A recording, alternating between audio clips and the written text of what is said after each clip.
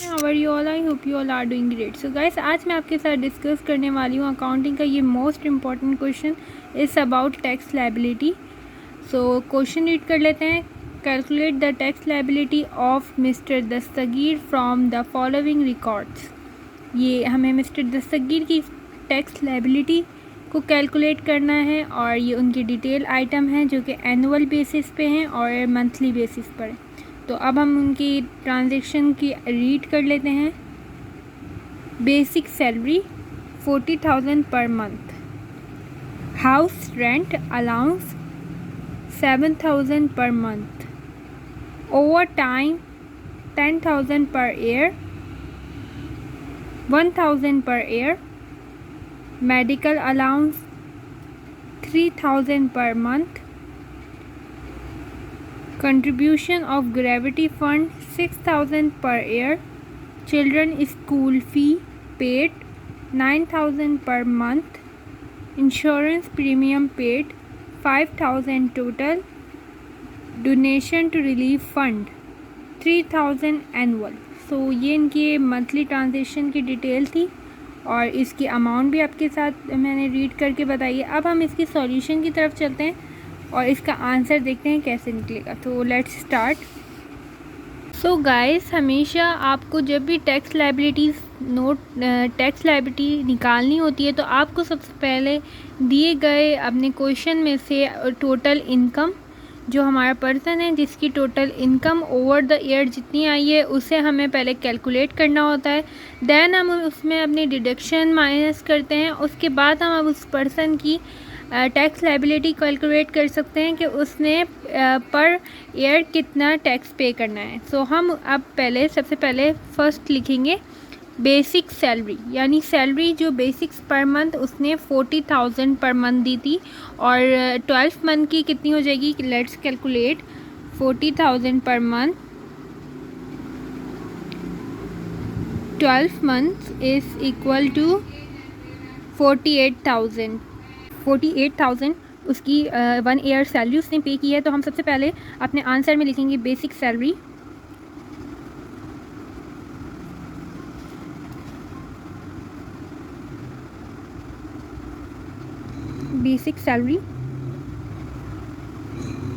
जो कि 48,000 थी, वो 40,000 पर मंथ पे की है उसने। 12 मंथ की हो जाती है 48,000।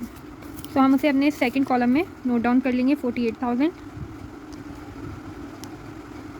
नेक्स्ट पे चलते हैं। नेक्स्ट है हाउस रेंट अलाउंस। नेक्स्ट जो हमारा आइटम है वो हाउस रेंट अलाउंस है 7,000 और हम एज इट इज़ उसे इसी तरह लिख लेंगे क्योंकि वो आपको ऊपर नज़र आ रहा है 7,000 पर मंथ है ना कि पर ईयर। तो हम इसे इसी तरह हाउस रेंट की तरह नोट कर लेंगे। House rent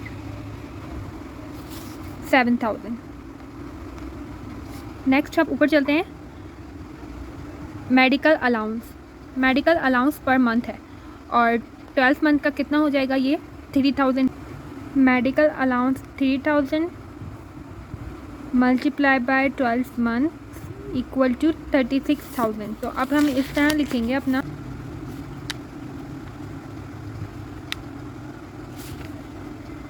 3,000 multiply by 12 month equal to 36,000। Next हमारा है नंबर 3 पे है ओवर टाइम 1,000 पर ईयर पे किया है। तो हम इसे 10,000 एज इट इज़ लिख लेंगे क्योंकि ये per year over time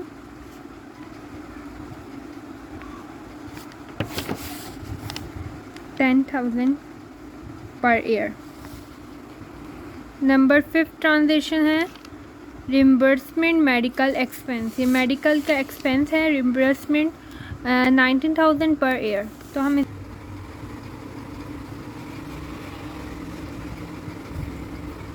medical expense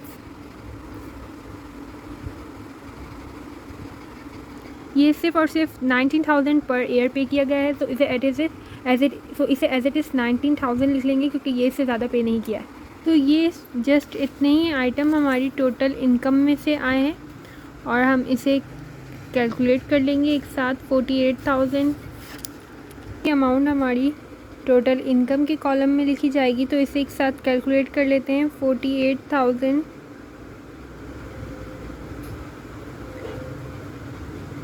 plus 7,000 plus 36,000 plus 10,000 plus 19,000 equal. पहले हमने अपनी इनकम इस इनकम के कॉलम में नोट डाउन कर ली है।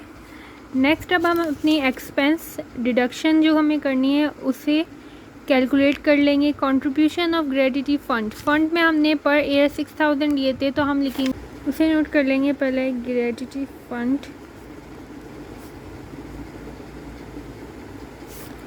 6,000 per year.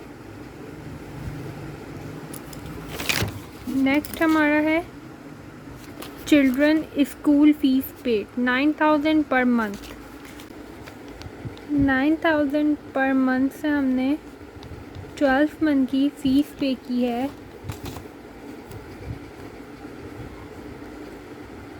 $9,000 equal to 12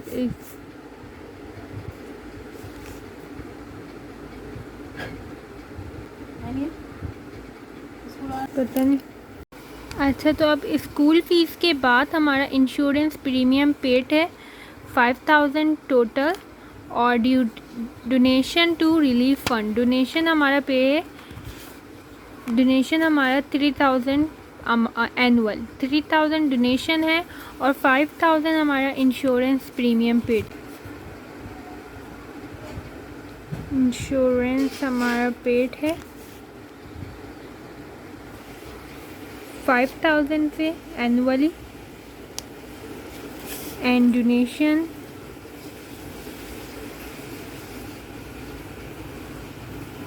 donation हमने पे किया था 3,000 से। तो अब हम ये हमारे डिडक्शन है जो हमने अपने एक्सपेंस के सूरत में नोट किए हैं। तो आप इसे कैलकुलेट कर लें एक साथ। 6,000 plus 10,08,000 school fees plus 5,000 and plus 3,000 हमने डोनेशन पे किया है। तो ये टोटल अमाउंट है।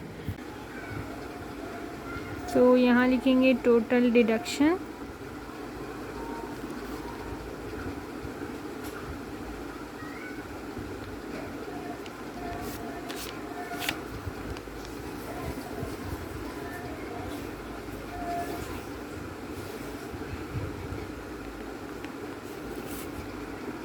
$1,02,02,000 टोटल डिडक्शन है हमारा। एंड लास्ट ही हमारी टोटल इनकम। सो गाइस, ये टैक्स लायबिलिटी के क्वेश्चन में हमने सबसे पहले अपनी टोटल इनकम जो कि फर्स्टली 5 तक हमारी टोटल इनकम थी उसे मैंने एक साथ कैलकुलेट करके 1 मंथ वाली को हमने 1 टाइम कैलकुलेट किया एंड 12 मंथ से हमने जो मंथली पेड था प्रीमियम उसे 12 मंथ से मल्टीप्लाई करने के बाद हमारी टोटल इनकम को प्लस कर 5,43,000 हमारी ऑप्शन कटेगा 1,22,000 हमारा टोटल डिडक्शन है।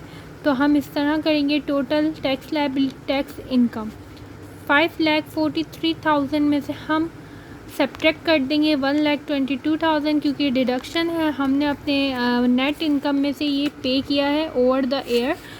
सो इसके बाद अगर हम 5,43,000 में से ये हमारी टोटल इनकम थी जो हमने पहले 5 तक आइटम्स कैलकुलेट करके निकाली है। 5,43,000 इसमें से हमने अपने डिडक्शन कैलकुलेट करने के बाद ये fund duration and insurance paid करने के बाद हमारा 1,22,000 इसकी डिडक्शन की है।